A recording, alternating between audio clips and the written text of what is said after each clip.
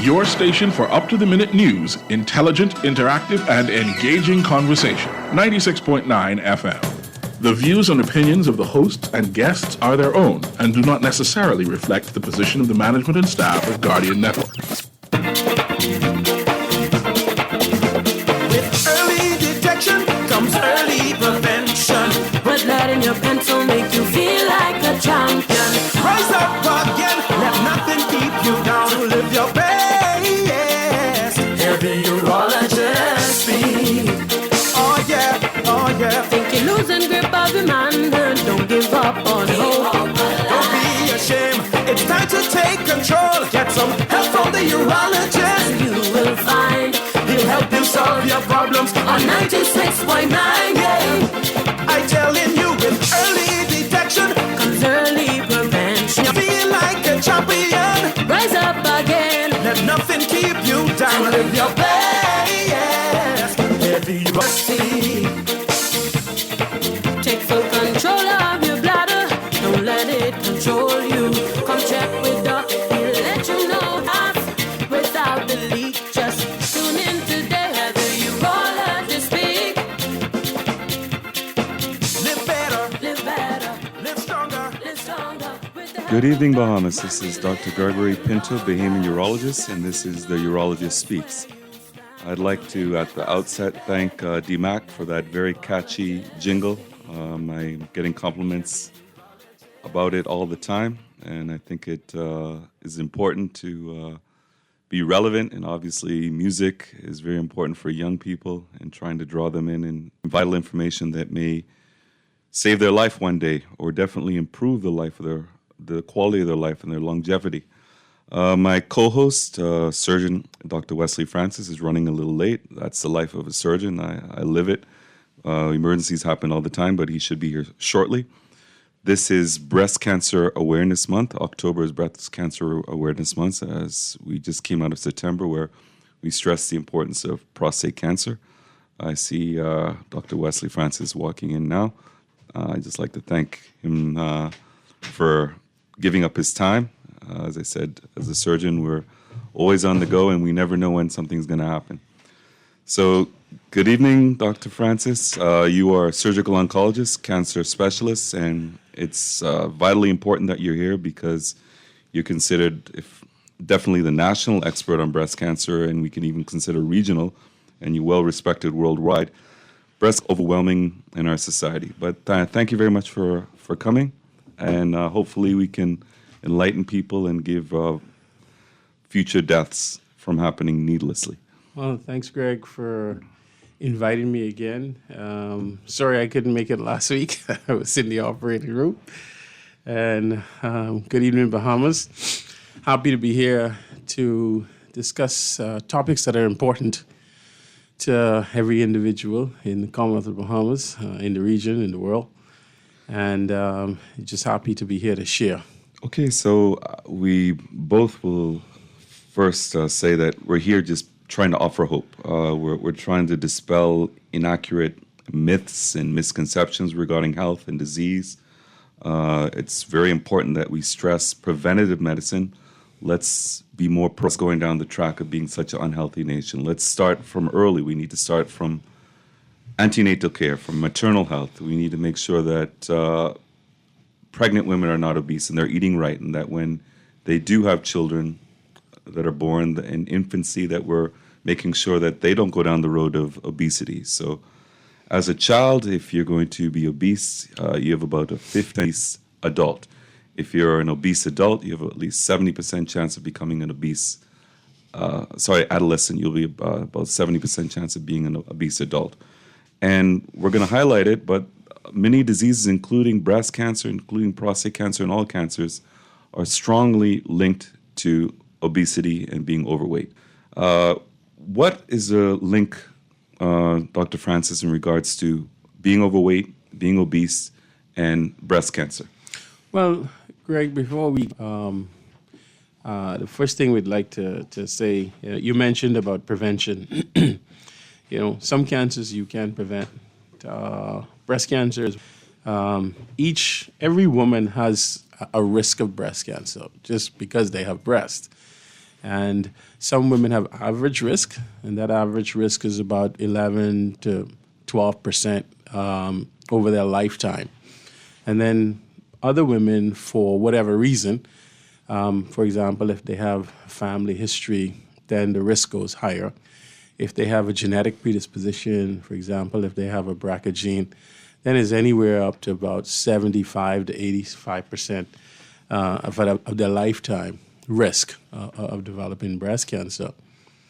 And so prevention, again, is not the aim. For example, colon cancer, you could prevent colon cancer by getting a colonoscopy, finding a polyp. So there's a direct relationship between a polyp and developing colon cancer. So you remove that polyp, you don't get colon cancer. In breast cancer, that's a little different. So what we aim to do in breast cancer is to early detect. And the way you early, so that's why there's so much information on the airwaves. I know we focus in October because it's Breast Cancer Month, but really, early detection is what is the primary importance for women when it comes to breast cancer. Because if you detect breast cancer early, your survival rate is 97, 98, 99%. But obviously, if you catch it late, then that survival starts to creep down lower. Unfortunately, even in 2024, I'm still seeing people who actually come to the office, or you see them in the clinic, and they present very late or late-stage breast cancer.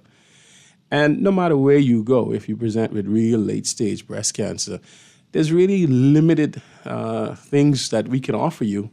And sometimes, in most cases, we're just basically treating symptoms, and there's no hope for a cure. So that's why we're trying to push the spectrum, push that pendulum to the let's catch you early. And if we can do that, then there's hope. There's unlimited amount of treatment when you're early. Now, there's certain other things that lead to breast cancer or increase your risk. And obesity is one of them, especially in postmenopausal women. And so the reason why is that your breasts, as it gets exposed to estrogen over your lifetime, increases your risk. And in the postmenopausal woman, your estrogen actually comes from fat cells. So whereas a young woman, your ovary is where your primary production of estrogen comes from.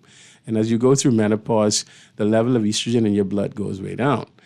But if you're in an overweight situation, then estrogen then increases in your blood, in your bloodstream, exposes your breast more, and then that therefore increases your risk of breast cancer. So this is why postmenopause by a significant rate. Well, I know studies have shown I had to go through general surgery before I started urology, so I've treated maybe 14 years ago breast cancer, and mastectomies, obviously going through treatment, and it's a very heartbreaking scenario to see, particularly premenopausal women younger than 40 being struck with breast cancer, particularly when they're at an advanced stage and they could have and should have had their whole life ahead of them. So I know there's a lot of advances in imaging that it's allowing us to pick up prostate cancer a lot earlier, particularly in the form of high-resolution 3D. I know that it's particularly useful in our population, breasts, where I know one study found that it's picking up about 34% more cases of breast cancer using the 3D mammography, and also the false negative has gone down to about 17% using 3D mammography. What is the role of MRI? So MRI, if you have a genetic predisposition, if you have BRCA gene mutation that's been proven in you as an individual or in your family, is there a role in terms of early detection for MRI? So I always tell people, if you look at cars, right, the mammogram is like your garden variety car, but the MRI is the luxury car. And while MRI is far more sensitive, it's also more expensive. And it's a tool that picks up everything. So we do not use MRI to screen average risk people. So if you're high risk, especially if you have a BRCA gene within your family, or you have greater than 2 first-degree relatives, or your risk of breast cancer, which can be calculated to be higher than 25% of your lifetime risk, then those are the people that we recommend that get MRI in addition to, not separately, but MRI in addition to mammogram. So definitely patients with BRCA gene mutations, because their lifetime risk is greater than 70%. And anybody with significant first degree relatives, and if their calculated risk, and this risk can be calculated when you sit down with your family practice doctor, your GP, and this is an important reason why it is that you have to have a relationship with your GP, and that because that's where really the screening starts. It's not just mammogram alone. There are different components to screening. Initially, there's the breast self-exam. Then there's the clinical breast exam, which your physician, your primary care physician would do. And then add on top of that is imaging, and that's the mammogram. And if during that encounter, they calculate your risk to be over 25%, then there's the additional screening with MRI. And so that's the role of MRI there. So I know that our genes are our genes, and we're born with the genes. We can't undo the genes that we have, but there are modifiable risk factors, and we mentioned obesity. Diet is also important across the board. If you're obese, whether you have prostate cancer, uterine cancer, testicular cancer, kidney cancer, colon cancer, if you're obese, you're going to have you're not going to fare as well as someone who has a normal body mass index. You're also going to have a higher risk of recurrence and overall a higher rate of mortality. So what we can do, and we need to stress this from youth, from the level of infancy, even for parents, that we need to get exercise, we need to eat right, and we need to make sure that we are not overweight or we're not obese. We look at even risk factors in the WHO, World Health Organization, will look at modifiable risk factors. Just looking at diet alone, they found that a class 1 carcinogen comes in the form of just red meat and processed meats such as bacon or even going to class 2 ground beef. But red meat and processed meat are as great a risk, according to the WHO in numerous studies, as smoking or asbestos. So the things that we can do, if we, as a nation, we're the 4th highest rate of obesity per capita in the world. If we can change that trend, where we can modify our diet, modify our way of thinking, get exercise, make sure that we have a normal body mass index, get our annual physicals, reduce our red meat and processed meat intake. Obviously, we don't want to smoke cigarettes or cigars. I catch hell when I come on the radio or I go on a television or write in a newspaper about the numerous middle-aged men or even younger men who will, at the end of the day, the routine is they're going to smoke a cigar. They're going to have a glass of vodka or rum and coke, or they're on the golf course with their buddies smoking a cigar. That exponentially increases their risk of numerous cancers, increases their risk of coronary artery disease, increases, just from a urologist's point of view, increases their risk of bladder cancer and kidney cancer and prostate cancer. So we can do things. We don't have to have a fatalistic attitude that our genes are, unfortunately, we have one of the syndromes, whether it's Lynch syndrome or BRCA gene mutation, that we're inevitably going to get breast cancer, or we're inevitably going to get prostate cancer. As you said, if we can pick up prostate cancer early, 100% survival. If you can pick up breast cancer, 97, 98. If somebody has a very strong family of history of breast cancer, Yeah. and we've tested them and they found to have BRCA gene mutation, what's the role for prophylactic mastectomies? What's the role of prophylactic oophorectomy, removing ovaries, or hysterectomy, because you're at risk of other cancers? So people who are a part of the high-risk families, okay, and they're known to have a BRCA gene. Now, there are other genes that can lead to or cause a high risk of breast cancer, So when you have this high risk syndrome, there are a number of things that you can do. First of all, once you have identified that and you sit and you have this discussion with your family practice physician, you can adjust your risk by medication. And patients with BRCA can take medication, and that medication is tamoxifen, especially in premenopausal women. And that's been shown to reduce your risk of developing breast cancer, right? So that's pharmaceuticals or that's medication. The next thing is, well, intensive screening, and we've already talked about that, adding MRI to mammography on an annual basis. The third thing that can be done is risk reduction surgery. And a lot of women actually elect to do this. And so if you know that you have a 70, 80% lifetime risk of getting this, and you know that you have this gene, you would have been tested, you're positive, and you absolutely sure about that, risk reduction surgery has saved lives. And I know people who are in families who would have had risk reduction surgery and they would have lived, and others who would have not had and they go on to develop breast cancer. And so risk reduction surgery is where you remove all of the breast tissue. And removing all the breast tissue doesn't take away 100%, but it reduces it by 99%. So you reduce your risk to just a 1% chance of you actually getting breast cancer. And a lot of women elect to do that. Nowadays, with the advancement of surgery, I mean, people may think that mastectomy could be very disfiguring, but right now we have plastic surgeons that are phenomenal that can reconstruct the breast immediately at the same time. So you go in, get your risk reduction surgery through bilateral mastectomy, and you get immediate reconstruction. And you live a long life without having the worry of developing breast cancer. And I think a lot of women do elect to do that.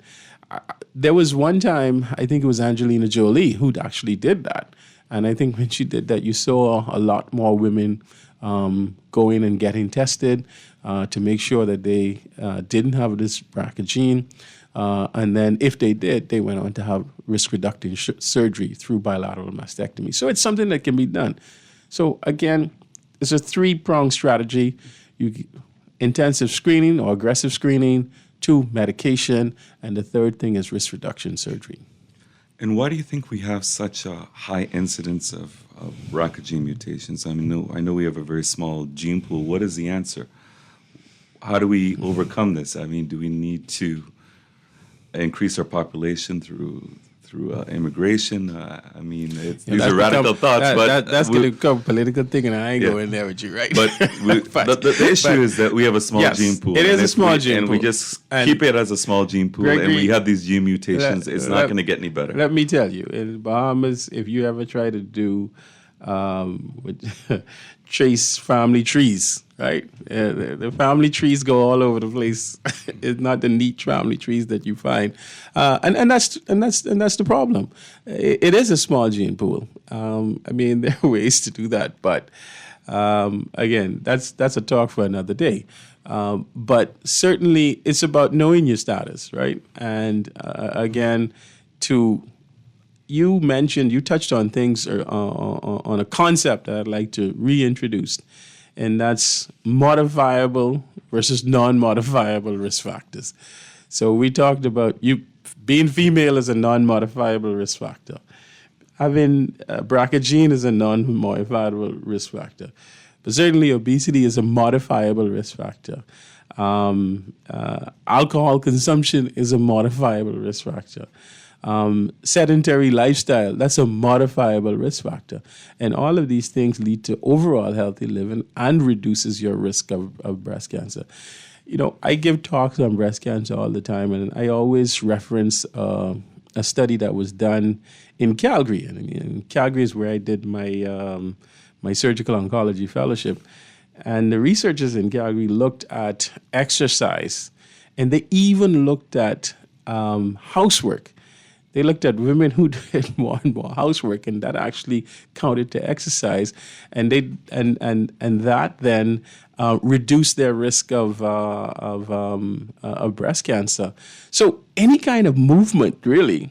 It's not just being out there running treadmill or walking, any kind of aggressive work. It's about that movement. It's about getting the activity or burning those calories, even with housework or whatever kind of work that you can do.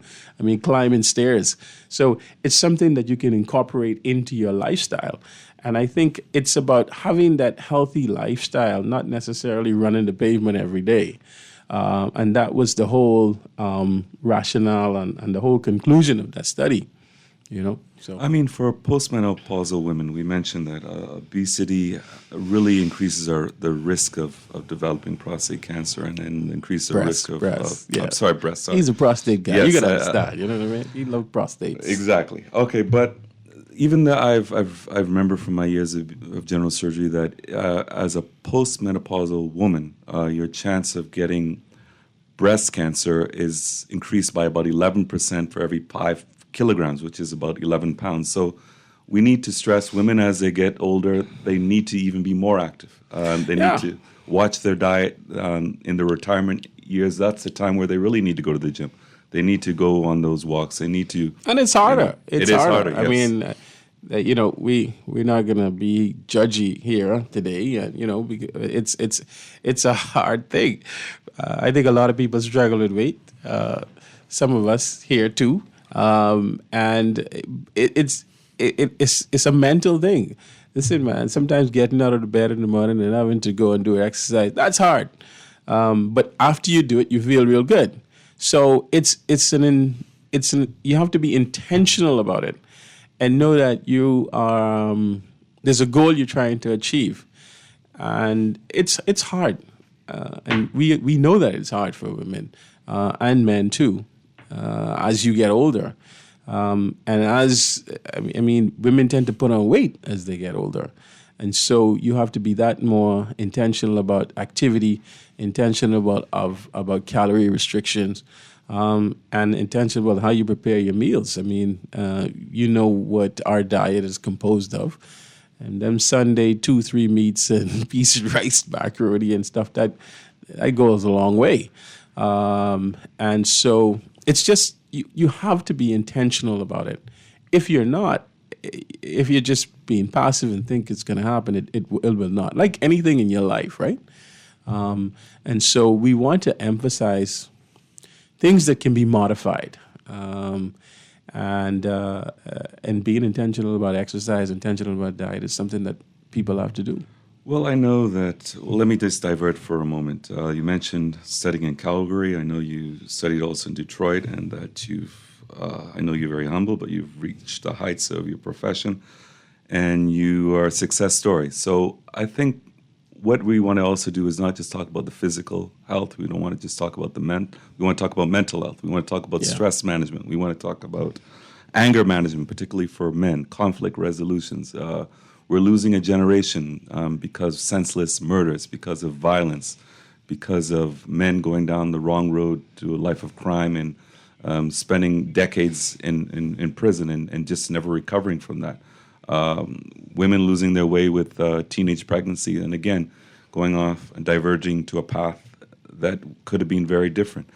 But I think it's important to have role models, and you are an important role model. I mean, you and I are in the same set, and decades ago when we were in high school, it's the whole mentality of this society is that for young boys, for young men, adolescent boys, academics are not stressed. It's seen as a form of weakness.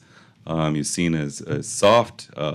It's frowned upon, looked down upon, instead of in other societies where you're filled with adulations for achieving great academic success, and it can change not just your life, but it can change generations. So I'm sure that you know that even for myself, my children are going to have more opportunities, a better life because of my sacrifices, yours as well. But how do you think we're going to change that mentality that young boys, whether they're 7 years old or 15 years old, don't stress the importance of academics. And Well, yeah, Greg, I'm happy that you brought that up because I think men have a responsibility, right? And that responsibility is to mentor younger men. And I think that's the way, and we have to be intentional about it. I keep using this word intentional. I grew up in 2nd Street, the Grove. I came from very humble beginnings. I went to government high, and I always like to say not the government high that people talk about, the one in Yellow Elder. And I grew up during that era where there was the crack epidemic, but in my local community, I had role models, and I'm going to call some names, and I hope these people are not embarrassed. But there's a gentleman, Wade Smith. Wade Smith was a fireman, and I think as a young man, he mentored me, and I kind of was adopted into that family. And Wade lost his mom, Dorme Seymour, and my condolences to that family. But I grew up under them, and he was a good role model to me. I went to school, and I had teachers who were role models to me, and who helped me along the way. And I got to give a shout out to your dad, Alan Pinto. Alan Pinto, I met in the 11th grade, and Alan Pinto was a mentor, a role model, and not only that, he helped me. And I'm going to say this, and I hope Mr. Pinto doesn't feel a way about this. I didn't have the resources to pay for GCEs back in those days. And I don't know if you remember this, but he actually paid for my GCEs because I couldn't afford it. And I think those of us, because at the time, I came from a very poor family. And you know what? There was an intentionality to his involvement in my life. And he continued to have that involvement in my life through college, through medical school. And I think that's why you and I are so close. But I think all men in the community need to be able to be a role model, mentor other men, other young boys, because they're going to emulate what they see. I saw the work ethic that Wade had, and so I emulated that. I worked in it. I saw, I knew how I felt when I did well in school, and when Pinto rewarded me and Miss McCarty and they all rewarded me and showed me that this is a way to go. And so I felt like excelling, succeeding, and it was reinforced. And that continued reinforcement just kept me pushing and pushing and pushing that I went to med school. And so that's what we need to do as role models. We need to mentor and be intentional about other young boys. Very inspirational. We'll continue this talk, which is very important. We need to save a generation of young boys and girls for a better Bahamas. This is the Urologist Speaks with Dr. Greggory Pinto and surgical oncologist Dr. Wesley Francis.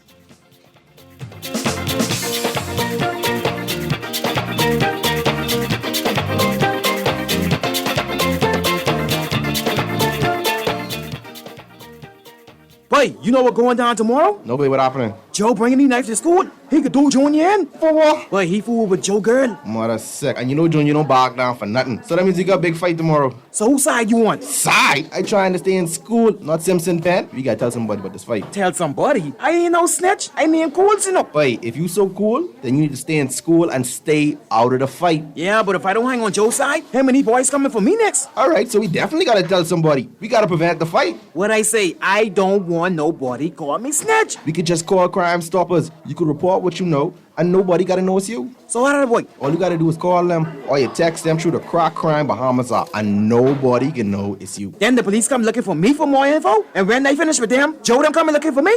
When you call Crime Stoppers, the call go directly to Miami, and they don't ask nothing about you. Then you can get the pen from them, and they can claim a reward later using that same pen. Plus, everything's scrambled, so nobody can read what you said. Call 328-8477 from Nassau or 242-300-8477 from the Family Islands. You try to rest, but roll with the best.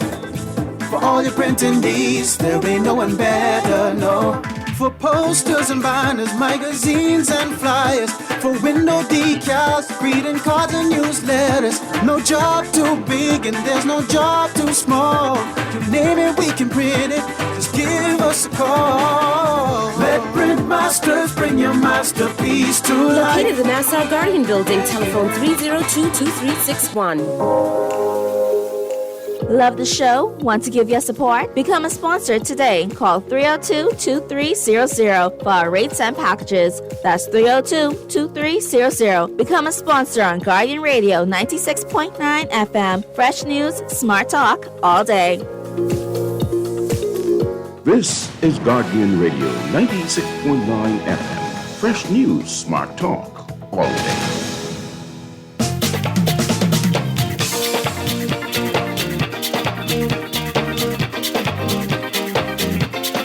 Welcome back. This is the Urologist Speaks with Bahamian Urologist Dr. Greggory Pinto and Bahamian Surgical Oncologist. And as far as I know, you're the first surgical oncologist fully qualified in the Commonwealth of Bahamas. And coming from your humble roots, I think we can applaud you for that. And you are a bastion of hope for young men who don't have a silver spoon in their mouth and maybe don't know where their next meal is coming from. So we need to save a generation of young men who don't have a way forward and think academics are nothing but a weakness, and studying has no role in their life.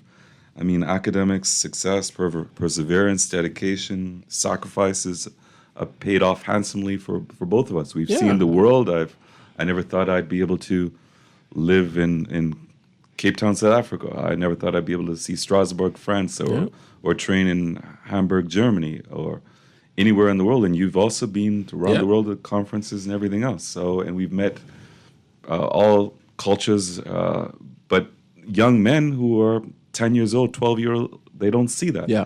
They see that their friends are going to look down on them for academic success. I remember when I was at Queen's College, almost every year, every semester, you'd be brought up in assembly for honor roll, and it would only be myself and usually either one or two other classmates who were males. Right. The rest, just a sea of females. Even when we were in medical school, it was maybe 70% female. Now it's going to like 90%. 90%, yeah. So where are we going wrong? I don't know. I mean, this D average is got to change, but it has to be a mindset where you need to study. You need to put the basketball down. You need to know that you can have a better life by dedicating yourself to and having a purpose, and knowing that the hard work you put in now, just as in terms of your health, what you do now, you pay for later in life. And if what you sacrifice as a young male or even female, you'll bear the fruits later in life.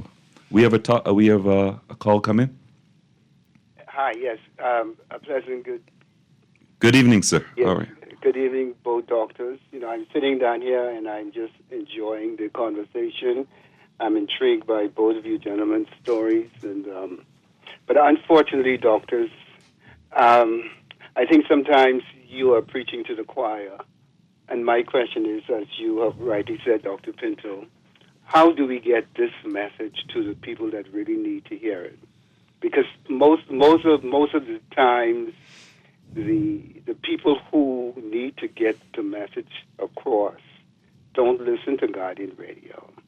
They don't run in a particular circle. And so, Dr. Francis, as you said, you came from 2nd Street. Did you go back to 2nd Street and tell your story, write your story, publish it? Did you? I mean, you see, I live in the inner city. I see these young men every day.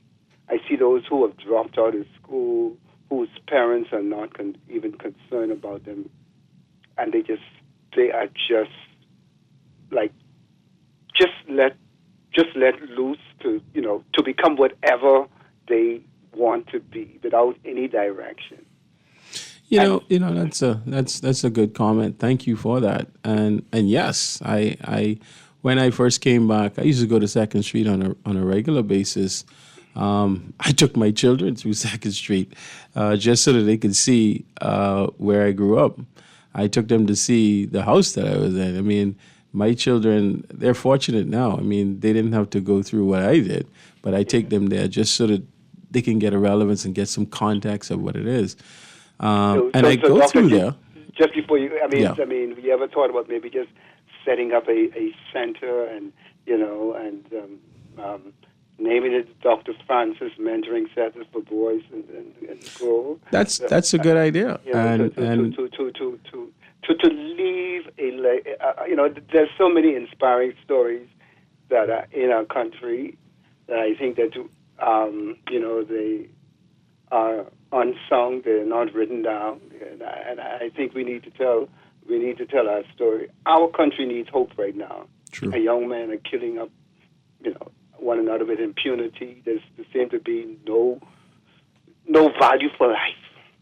That you're just like an animal or whatever. There's no purpose. And if you and like Doctor, because Doctor, like me in 52, who have some modicum, some level of intellectual capabilities, and who are a little older, and so on and so forth, we understand. We live this thing, but we need to reach our young men, and we have representatives that we elect every year, and it seems like they don't make a difference. There are centers, there are constituency offices that are just being paid for that could be utilized to bring these individuals, because a lot of these, like I told one of the prospective representatives from my constituency, a lot of these individuals, they're unskilled. They can't afford to go to BTVI. They can't afford to partake of all the programs. So we need to bring the programs to these individuals so we can get them, not to get where you are, but just to be able to take care of themselves and to at least show them that there is hope. You don't have to go the way of the others. Thank you, gentlemen. Well, I thank you for those inspiring words. Definitely. And we both know many young men who are in our set who had very humble beginnings, had to overcome many obstacles. But the next topic I think we need to discuss is, even if we get them to that point where they understand the importance of academics, where they persevere, where they dedicate themselves, where they achieve success, go off and specialize and achieve professional degrees and priceless academic achievements that will improve our country, we need to talk about the glaring elephant in the room, and that's brain drain. How many of us, young men and young women, we all know them, we grew up with them, went to high school with them, we know what they've achieved. Even I mentioned going up with, there were basically three boys in my class who would be in the honor roll every year, a few others now and then, but it was consistently the three of us. I'm the only one who came back. The other one is a PhD in chemistry in Switzerland. The other one is interventional radiologist in Manchester in the United Kingdom. True. We look at my own family. We'll talk about cousins. I have a cousin who's a professor of urology at Columbia University. I have a sister who went to Harvard and got an economics degree, who went and got a law degree at Yale. I have a brother who went to Columbia University in New York and went on and did internal medicine and gastroenterology, and they never came home. We all know stories like that. So what is the reason that people don't come home? Is it the crime, do you think? Do you think it's lack of opportunity? Do you think there's a lot of black crowd syndrome? Even on a personal note, I'll say, I did training throughout the world, but I went in Cape Town, South Africa, where obviously you think of apartheid. I had professors who didn't really realize apartheid was over. They would describe elderly men as boys who were black, and they would call a teenage Caucasian sir. And you basically, they were going to fail you until you prove otherwise. So you had to work twice as hard to achieve anything. When I was in Hamburg, Germany, you think of the Nazi regime and entrenched racism. But I would say through all the hardships, it inspired me to do better. I had to be the first in the hospital. I had to be the last to leave. And despite my being a foreigner, despite me being non-white, they respected me because of my work ethic. And you can achieve anything no matter what circumstances you're given. But when we talk about coming back, we both know it's not a very easy transition. I've said it openly. I think even on the radio, Nassau Guardian Radio, I've said that I felt I've been treated worse coming back in this country as a professional than I did in Cape Town, South Africa, or even Hamburg, Germany, where there was entrenched racism. So we need to have a more welcome environment, a more welcome culture where there's not going to be that backstabbing where, particularly in medicine, you were bullied, so then you're going to bully the next one again. I think it's changing with our generation. I think that you know how the scriptures say, Greg, prophet is without honor, save in his own home. We all have those stories that we can tell, but I think again, you got to be intentional about things. Even if 7 go away and 1 come back, I think about the story. And I'm going to call Dwayne Sands' name here because Dwayne Sands encouraged all of us to go off and train. And come back. Well, he sent a couple of us off, and I was the only one of the ones he sent to the U.S. who came back. But when I think about that, right? Yeah, I came back. I mean, I got my nose bloodied, whatever. But you know what? We've done good for the community. I mean, we have our own training program now. And when I thought about it the other day, we've graduated 8 surgeons from our own local training program. And, I'm happy to have been a part of that and to be kind of the catalyst to make that move. So even though, 7 of us kind of went away, 1 came back, but we still have to continue to make our contributions. And I'm going to, again, use this word intentional. We all have to be intentional about it. It's hard. You got to be a pioneer. There were those who came before you. They had to be pioneers. They got to grow. They got to work it up. And we always got to make it easier for the people that come behind us. So, Cool. Yeah. Well said. We have another call coming in. Good evening. Hello? Yes, good evening, sir. Yeah, good evening, Dr. Pinto. How are you? I'm great, thank you. I'm fine. I missed your program last month. I know it was prostate men health. Yes. Last month. My scores were pretty good, but I have a concern. I know men who may be going on treatment, right? Is there a program the government has, or you may have, where you can make it affordable for these men to get their test done in the Bahamas? And then, of course, you have treatment. Is there anything that you guys are working on to assist men who doesn't have really the financial means to get treatment? Because the old saying was, boy, if you don't have the money, the poor will die. So what are you guys doing in the profession to get back to society to assist with men who cannot afford to get the chemo or whatever radiation for their prostate procedure? Is there anything that you guys are trying to do?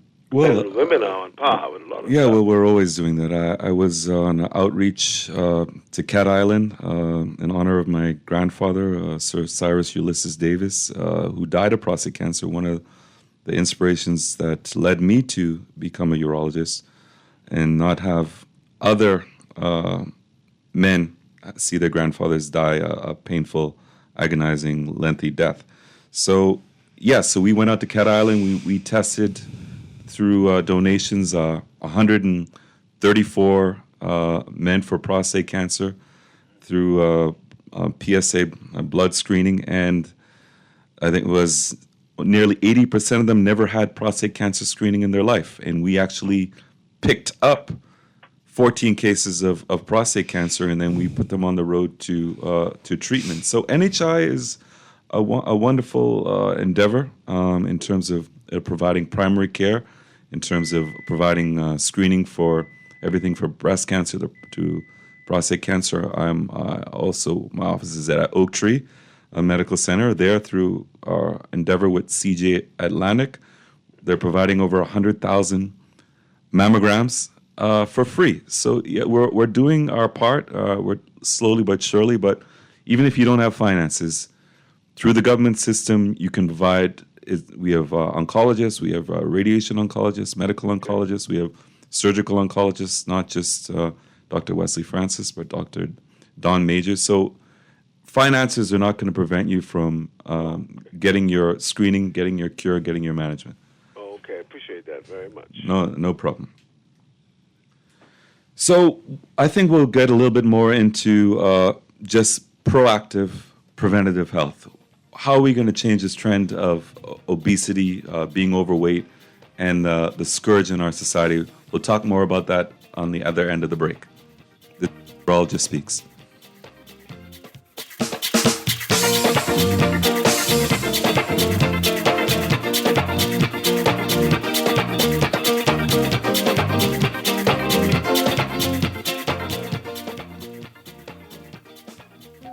Loss of family members is very isolating, and people who have experienced loss appreciate when others have shared their grief. If you can't be there in person, go to the Nassau Guardian's website online at thenassauguardian.com and visit our obituary link. The Nassau Guardian's interactive obituary link allows you to read the funeral announcement, express condolences, or place photos on the online guest book for 1 full year. Losing a loved one is painful, but that pain isn't the worst thing to happen. Friends, loved ones, colleagues, and neighbors who ignore the loss compound the pain. Should the bereaved family wish to place the obituary and photos on our obituary site, just contact the Guardian's funeral industry partners or the Nassau Guardian. Remember, there isn't one magic right thing to say to someone experiencing loss that will make the loss less painful or easier to bear. The Nassau Guardian's obituary link, available online at thenassauguardian.com.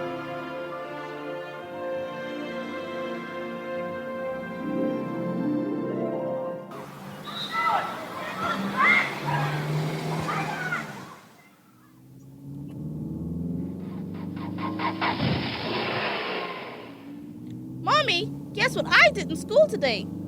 Hold on, sweetie. Mommy's sending a text. But Mommy, my teacher said that you're not supposed to text and drive. I know what I'm doing. Oh, look, Mommy, the Smith twins. Mommy, watch out! In 2017, approximately 54 people died as a result of traffic accidents. A percentage of these fatalities occurred as a result of texting while driving. Just taking your eyes off the road for 5 seconds can increase your chance of crashing. Remember, even the smallest voice counts. Texting. Brought to you by UB Radio and Guardian Radio 96.9. Love the show? Want to give your support? Become a sponsor today. Call 302-2300 for our rates and packages. That's 302-2300. Become a sponsor on Guardian Radio 96.9 FM. Fresh news, smart talk, all day. This is Guardian Radio 96.9 FM. Fresh news, smart talk, all day.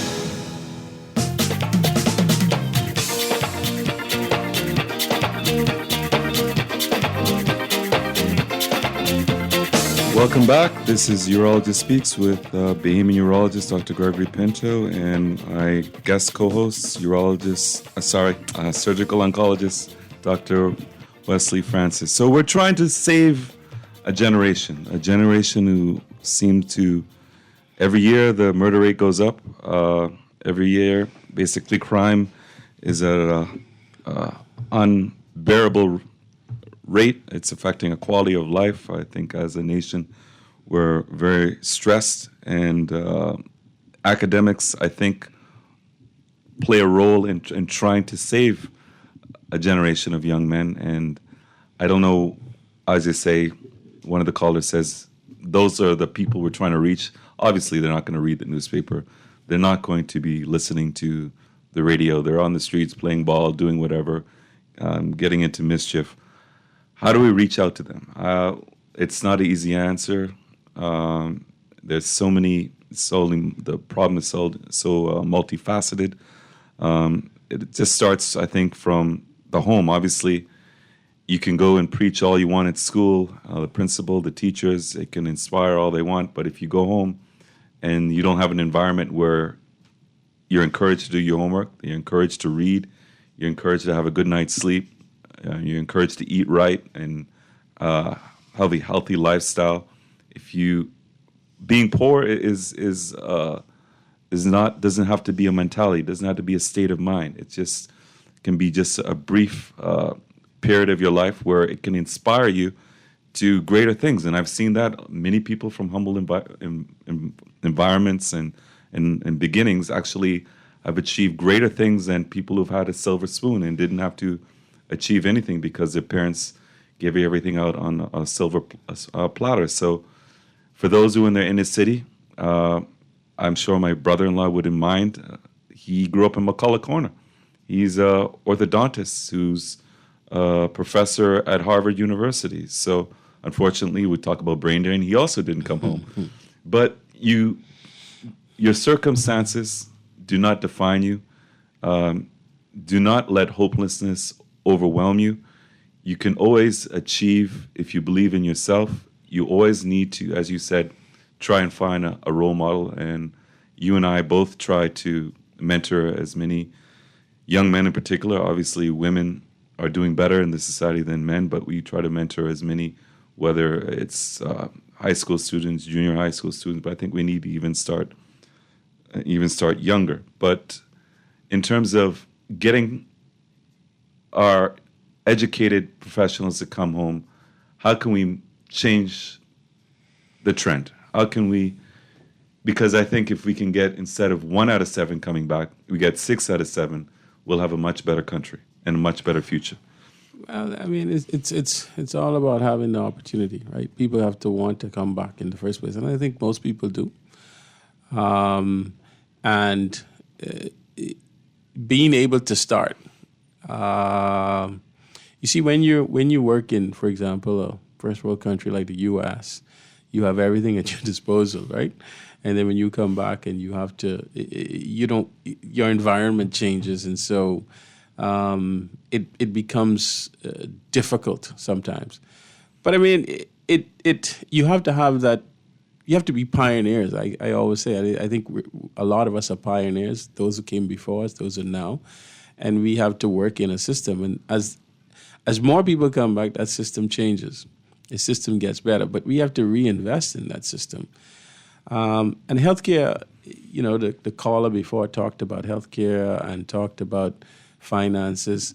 How is healthcare financed? We have to invest in healthcare in general. I mean, healthcare really should be a right and not a privilege, right?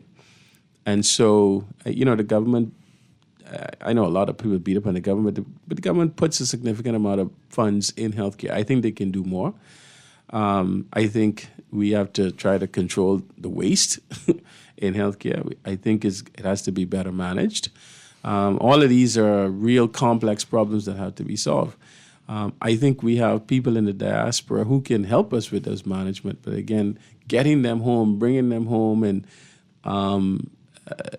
valuing them. And when you put a value on what people do, I think that is why that is when they would be incentivized to come home. We got to change the old archaic HR rules in the public service, right?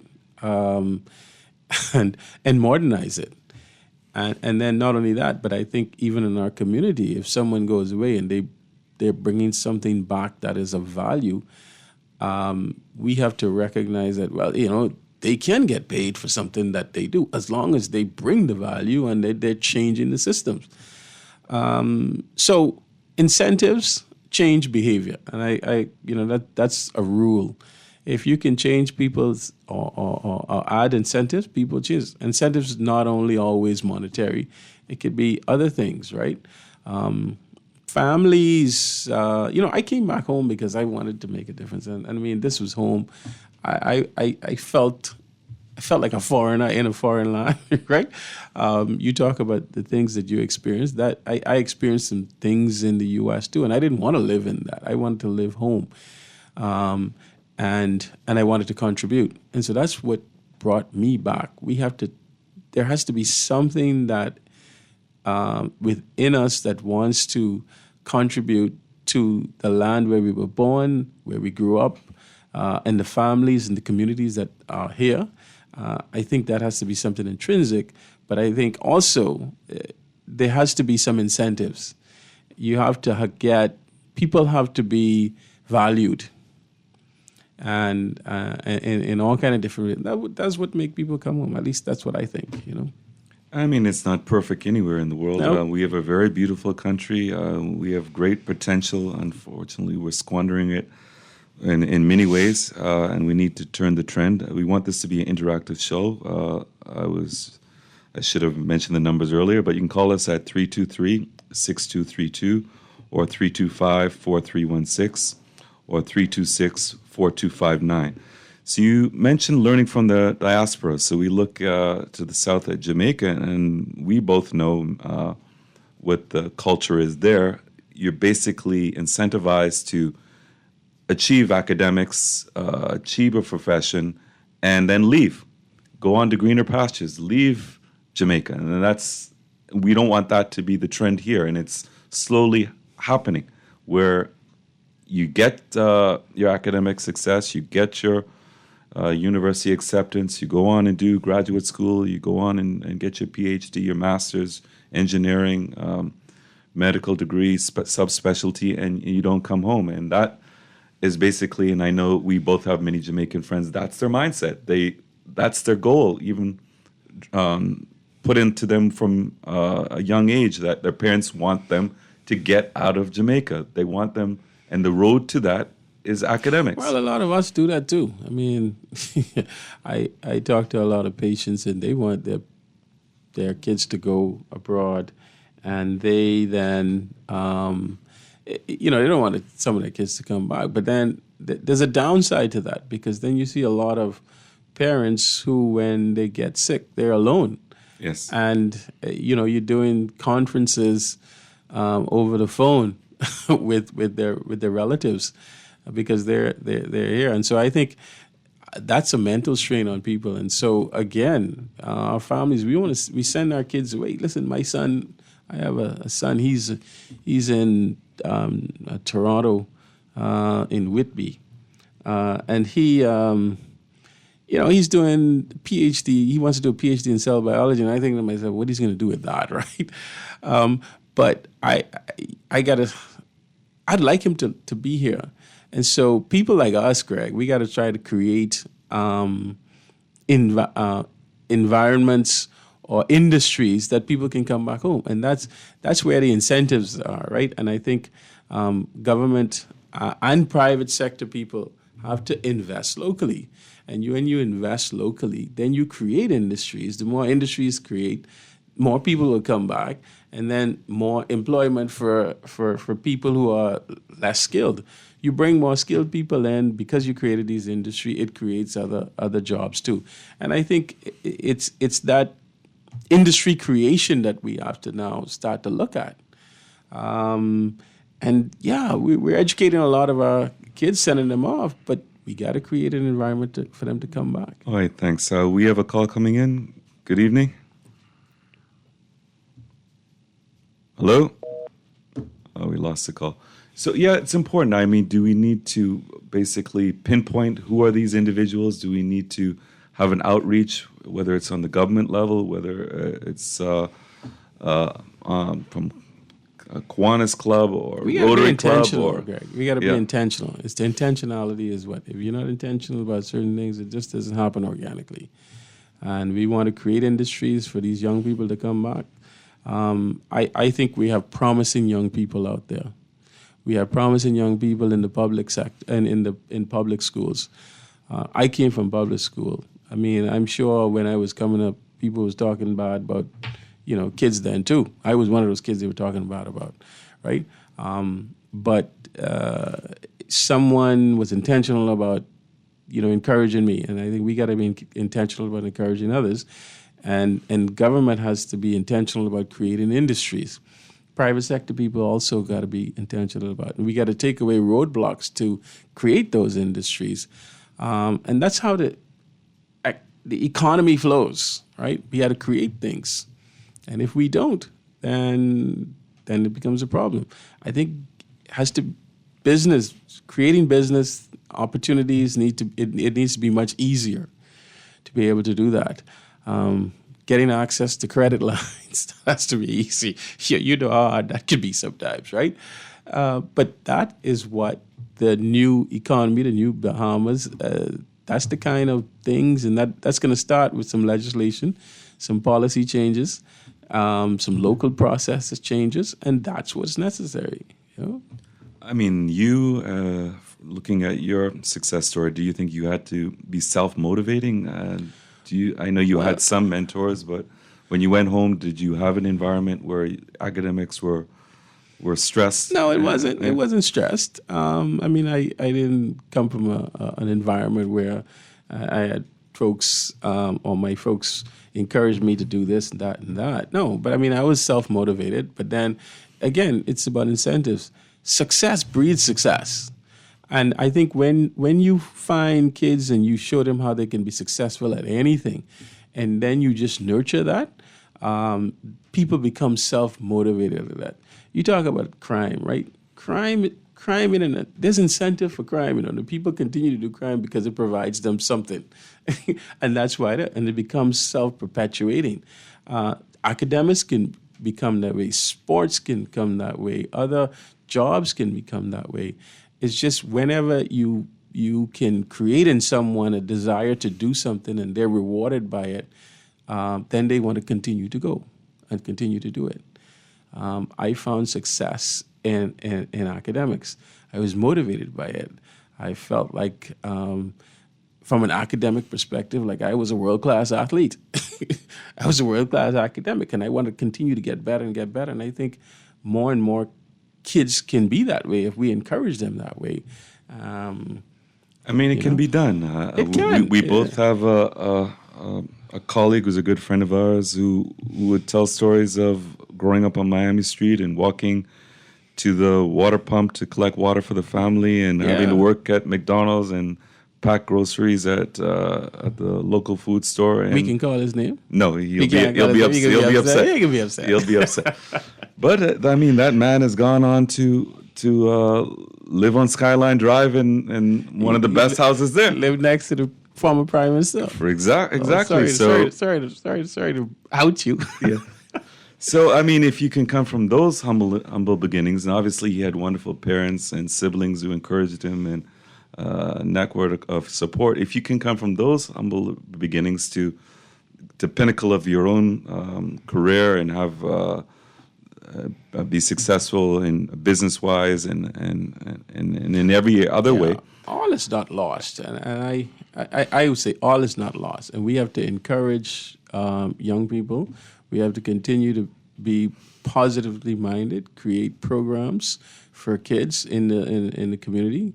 I remember I was in Junior Achievers. That stirred in me some entrepreneurship. I was in Kiwanis-sponsored youth. That helped me. I saw men who were businessmen, and they invited us to come to their meetings. All of these things had an impact, and I think we, just as the caller said, we need to learn to give back. And I think there are many opportunities to do so. But all is not lost. I believe that we still have a generation, and sometimes everybody doesn't learn the same way.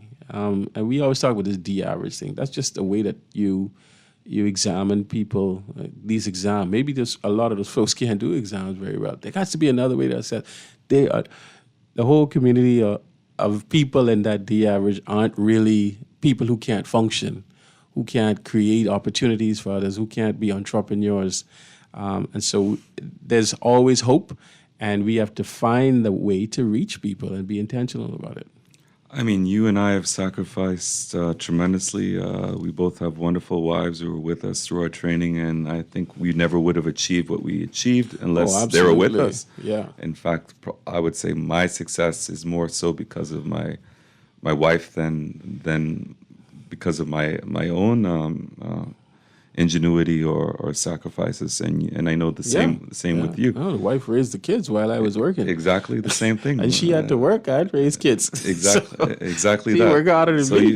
It's so just as important as academics is important to find the family's so important. Getting the right spouse is important, who's going to support you through thick and thin, who are going to be with you when you have nothing in residency, and now can enjoy the success that we have now. So it was been a fascinating talk. I thank you very much for being a part of it, Dr. West.